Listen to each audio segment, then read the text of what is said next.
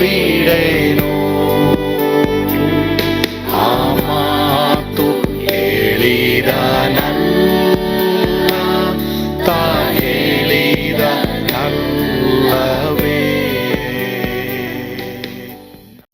ಯೇಸು ಕೈ ಬಿಡನು ದೈನಂದಿನ ಸತ್ಯವೇದ ಅಧ್ಯಯನಕ್ಕೆ ನಿಮ್ಮೆಲ್ಲರನ್ನು ಆಹ್ವಾನಿಸುತ್ತೇನೆ. ಇಂದು ನಾವು ಆದಿಕಾಂಡ 1ನೇ ಅಧ್ಯಾಯ 6ರಿಂದ 8ನೇ ವಚನ, ಬಳಿಕ ದೇವರು, ಈ ವಿಷಯದ ಕುರಿತು ನಾವು ಈ ದಿನ ಧ್ಯಾನ ಮಾಡಕ್ ಹೋಗೋಣ. ಓದಿಕೊಳ್ಳೋಣವಾ?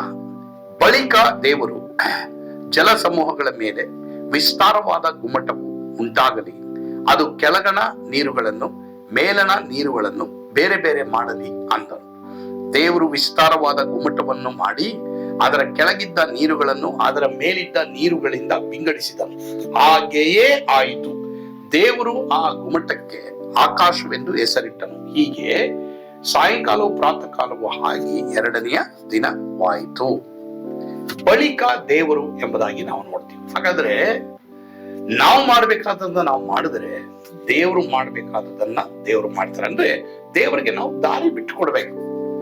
ನಮ್ಮ ಜೀವಮಾನದಲ್ಲಿ ಕತ್ಲೆ ಇರಬಹುದು ಪ್ರಿಯರೇ, ಕೆಲವು ಕಾರ್ಯಗಳು ಗಲಿಬಿಲಿ ಆಗಿರಬಹುದು, ಆದ್ರೆ ದೇವರು ಜಾಗ ಬಿಟ್ಟುಕೊಡ್ರಿ.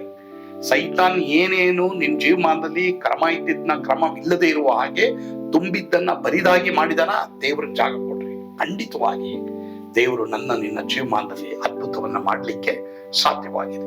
ಈಗ ದೇವರು ಬಂದ್ರು. ಸೈತಾನ್ ಏನೇ ಮಾಡಿರ್ಬೋದು ಅದನ್ನ ನೋಡ್ಕೊಂಡ ದೇವ್ರು ಚಿಂತೆ ಮಾಡಿಲ್ಲ.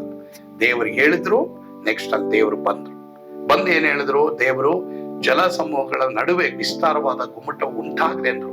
ಅಂದ್ರೆ ಈ 6 ದಿನಗಳ ಸೃಷ್ಟಿಯನ್ನ ನಾವು ನೋಡ್ಬೇಕಾದ್ರೆ ದೇವರು ಸೃಷ್ಟಿ ಮಾಡಿದ್ದನ್ನ ಸೈತಾನನು ಅಕ್ರಮವನ್ನಾಗಿ ಮಾಡಿದ್ರಿಂದ, ಕ್ರಮವಿಲ್ಲದೆ ಇರೋದನ್ನಾಗಿ ಮಾಡಿದ್ರಿಂದ ದೇವರದನ್ನ ಯಾವ ರೀತಿ ಕ್ರಮ ಪಡಿಸಿದ್ರು ಅನ್ನೋದನ್ನೇ ನಾವು ಈ 6 ದಿನದ ಸೃಷ್ಟಿಯಲ್ಲಿ ನಾವು ನೋಡೋರಾಗಿದ್ದೇವೆ. ದೇವರು ನೀರುಗಳನ್ನ ಬೇರೆ ಬೇರೆ ಮಾಡ್ತಾರೆ, ಮೇಲಣ ನೀರು ಕೆಳಗಡೆ ನೀರು. ಮಾತ್ರವಲ್ಲದೆ ದೇವರು ಮೇಲಿದ್ದ ನೀರುಗಳನ್ನು ಕೆಳಗಿದ್ದ ನೀರುಗಳನ್ನ ವಿಂಗಡಣೆ ಮಾಡಿ, ಮಾತ್ರವಲ್ಲದೆ ನೋಡ್ರಿ, ನಮಗೆ ಆ ಆಕಾಶದಿಂದ ನಮಗೆ ಮಳೆಯನ್ನ ಸುರಿಸ್ತಾರೆ ದೇವರು. ಅಂದ್ರೆ ದೇವರದನ್ನ ಮನುಷ್ಯ ಜನಾಂಗ ವ್ಯವಸಾಯ ಮಾಡ್ತಾರೆ, ಬೇಕಂತ ಮಳೆ ಅವಶ್ಯಕತೆ ಇದನ್ನು ಮೊದಲೇ ಸ್ಟೋರ್ ಮಾಡಿಟ್ಬಿಟ್ರು ಪ್ರಿಯರೇ. ಹೀಗೆ ಪ್ರಾತಃ ಕಾಲವು ಸಾಯಂಕಾಲವೂ ಆಗಿ 2ನೇ ದಿನವಾಯಿತು. ಒಂದೊಂದು ದಿನ ಅದೆಲ್ಲ ಒಳ್ಳೆ ದಿನನೇ. ಸೋಮವಾರದಿಂದ ಭಾನುವಾರದವರೆಗೂ ಎಲ್ಲಾನು ಒಳ್ಳೆ ದಿನ. ನಾವು ಮಾಡ್ಕೊಂಡ್ರೆ ಇದು ಕೆಟ್ಟ ದಿನ, ಅದು ಒಳ್ಳೆ ದಿನ, ಈ ದಿನ ಮಾಡಬಾರ್ದು, ಅದು ಮಾಡ್ಬೇಕನ್ನೋದು ಮನುಷ್ಯ ಮಾಡ್ಕೊಂಡ್ರು. ಆದ್ರೆ ದೇವರು ಉಂಟು ಮಾಡಿದಂತ ಎಲ್ಲಾ ದಿನವೂ ಒಳ್ಳೆಯ ದಿನವೇ ಆಗಿದೆ ಪ್ರಿಯರೇ. ಆದ್ರಿಂದ ಯಾವ ದಿನ ನೀವು ಏನೇ ಕಾರ್ಯವನ್ನ ನೀವು ಮಾಡಬಹುದು. ದಯವಿಟ್ಟು ಯಾರು ಸಹ ನಿಮ್ಮನ್ನ ಈ ದಿನ ಇದು ಮಾಡ್ಬೇಡಿ ಅಂತ ಹೇಳಬಾರ್ದು. ಅದೆಲ್ಲ ಮನುಷ್ಯನು ತಂದಂತ ಸಂಪ್ರದಾಯಗಳು. ಆದ್ರೆ ಪ್ರತಿದಿನ ಒಳ್ಳೆಯ ದಿನವಾಗಿದೆ. ಹೀಗಾಗಿ ಆ ಒಳ್ಳೆಯ ದಿನದಲ್ಲಿ ನೀವು ಪ್ರಿಯರೇ ದೇವರನ್ನ ನೀವು ಹಿಂಬಾಲಿಸುವಂಥದ್ದು ನಿಮ್ಮ ಕರ್ತವ್ಯ ನಿಷ್ಠೆ ಆಗಿರಲಿ. ಕರ್ತನು ತಾನೇ ಆ ರೀತಿ ನಮ್ಮೆಲ್ಲರ ನಡೆಸಿರಿ. ಹಾಗಾದ್ರೆ ಇವತ್ತು ನಾವಿಲ್ಲಿ ಕಲ್ತಿದ್ದೇನಂತಂದ್ರೆ, ವಿಂಗಡಣೆ ಮಾಡುವಂತ ದೇವರು. ಸೈತಾನ್ ಮಾಡಿದ್ನ ಆ ಕಡೆ ಇಟ್ಟು ದೇವರು ಮಾಡಿದ್ನ ನಿನ್ನ ಪಕ್ಕದಲ್ಲಿ ತರುವ ಹಾಗೆ ದೇವರು ಶಕ್ತನಾಗಿದ್ದಾನೆ. ಆದ್ರಿಂದ ಪ್ರಿಯ ದೇವರ ಮಕ್ಕಳೇ, ಸೈತಾನ್ ಮಾಡಿದ್ದನ್ನೇ ಹೇಳಿಕೊಂಡಿರ್ಬೇಡ್ರಿ. ದೇವರು ಮಾಡಕ್ ಹೋಗೋದ್ನ ನೀವು ಹೇಳ್ರಿ. ಅವಾಗ ದೇವರು ಮಾಡಿದ್ದೇ ನಿಮ್ಮೊಂದಿಗಿರ್ತದೆ. ಕರ್ತನು ತಾನೇ ನಿಮ್ಮನ್ನು ಆಶೀರ್ವದಿಸಲಿ. ಆಮೇಲೆ ಪ್ರಾರ್ಥಿಸೋಣವಾ? ಪರಮ ಪ್ರೀತಿಯುಳ್ಳ ತಂದೆ ಆದವರು, ನಿಮಗೆ ಸ್ತೋತ್ರ. ನಮ್ಮಲ್ಲಿಗೆ ಈ ದಿನ ನೀವು ಮಾತನಾಡಿದಕ್ಕಾಗಿ ಸ್ತೋತ್ರ. ಸೈತಾನ್ ಮಾಡಿದಂತ ಎಲ್ಲವನ್ನ ನೀನು ವಿಂಗಡಣೆ ಮಾಡಿ ನಿನ್ನ ವಾಕ್ಯದಲ್ಲಿ ತನ್ನ ಮಕ್ಕಳಿಗೆ ಬೇಕಾದಂತ, ನಮಗೆ ಬೇಕಾದಂತ ಒಳ್ಳೆಯದನ್ನೇ ನಮ್ಮ ಹತ್ರ ಇಡ್ತೀವಿ. ಅದಕ್ಕಾಗಿ ಸ್ತೋತ್ರ. ಯೇಸುವಿನ ಹೆಸರಿನಲ್ಲಿ ಪ್ರಾರ್ಥಿಸ್ತೇವೆ ಸ್ವಾಮಿ. ಆಮೇಲೆ ಕರ್ತನು ತಾನೇ ನಿಮ್ಮೆಲ್ಲರನ್ನು ಆಶೀರ್ವದಿಸಲಿ. ಆಮೇಲೆ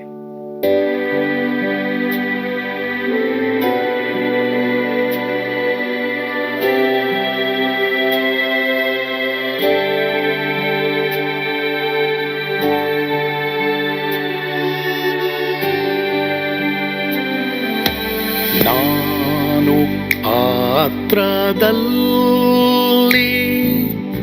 ಈರುವಾಗಲೂ ನೀನು ಭಯಪಟ್ಟು ಓಡಬಾರದು. ನನ್ನ ಮಾತನಂಬಿ ಸ್ಥಿರವಾಗಿರು. ನಿನ್ನ ಬಿಡಲಾರೆ,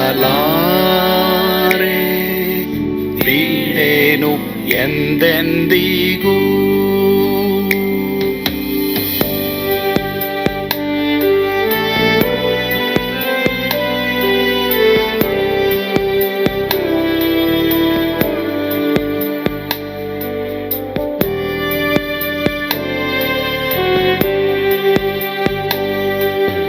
ನಾ ಕೈ ಬಿಡೇನು,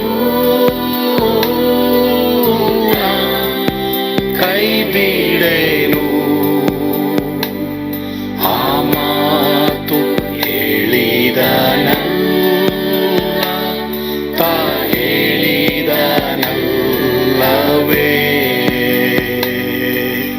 ನಾ ಕೈ ಬಿಡೇನು,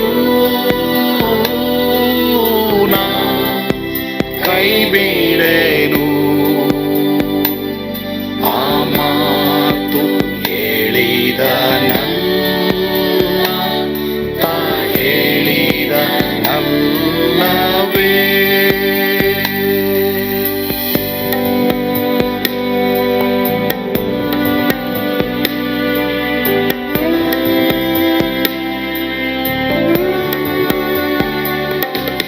ಸುತ್ತಲೂ ಹೂಗಳು ಬಾಡಿ ಹೋದರು, ಮೇಲೆ ಸ್ವರ್ಗದೋಳು ಬಾದಲಾಗದು.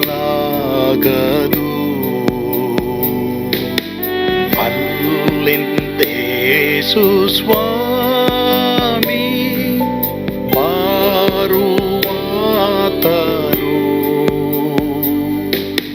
ನನ್ನ ಬಿಡಲಾರ, ನನ್ನನ್ನು ಕೈ ಬಿಡಲು. ನಾ ಕೈ ಬಿಡೇನು, ನಾ ಕೈ ಬಿಡೇನು, ಆ ಮಾತು ಹೇಳಿದನಲ್ಲ, ತಾ ಹೇಳಿದನಲ್ಲವೇ.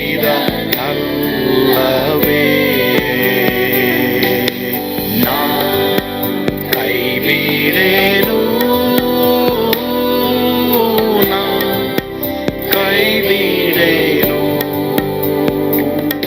ಆ ಮಾತು ಹೇಳಿದನಲ್ಲ, ತಾ ಹೇಳಿದನಲ್ಲವೇ.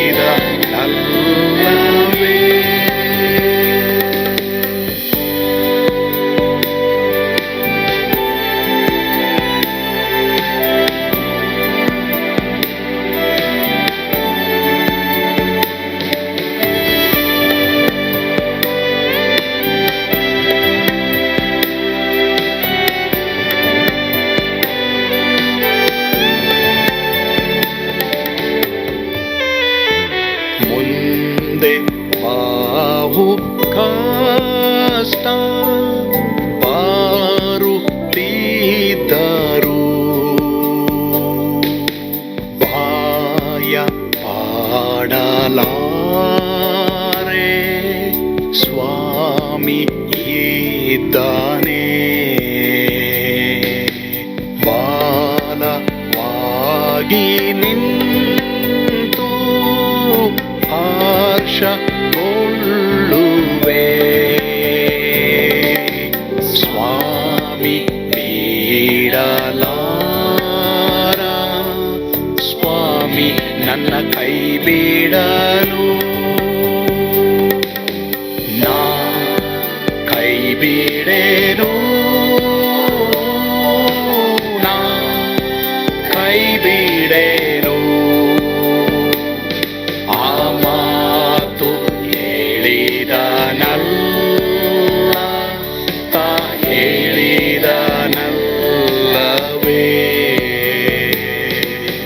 ನಾ ಕೈ ಬಿಡೇನು, ನಾ ಕೈ ಬಿಡೇನು, ಆ ಮಾತು ಹೇಳಿದನಲ್ಲ,